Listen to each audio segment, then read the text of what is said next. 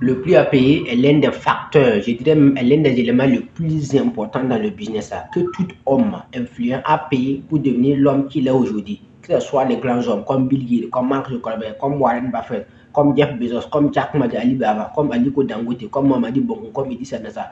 Tous les hommes riches et tous les hommes influents au monde que vous voyez aujourd'hui et que vous admirez a payé à un moment de leur vie un prix pour arriver là où il est aujourd'hui, que ce soit les grands artistes, que ce soit les grands artistes, les Michael Jackson, les MC Hammer, les grands rappeurs, les grands joueurs comme les Cristiano Ronaldo, les Lionel Messi, les Kylian Mbappé, tous les grands joueurs, les grands entrepreneurs, les grands stars ont payé à un moment de leur vie, ont payé ce qu'on appelle le prix à payer pour réussir.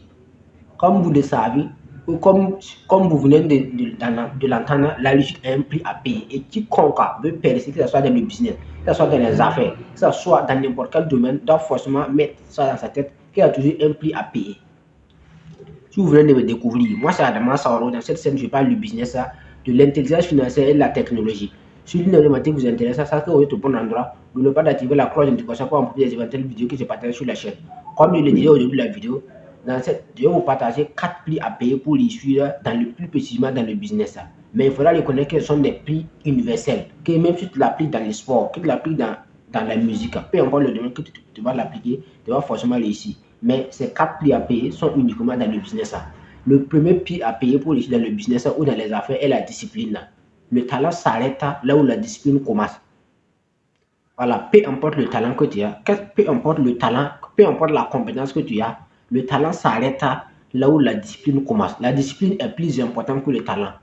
Voilà, sans le talent, sans la discipline sans le talent vaut mieux que le talent sans la discipline.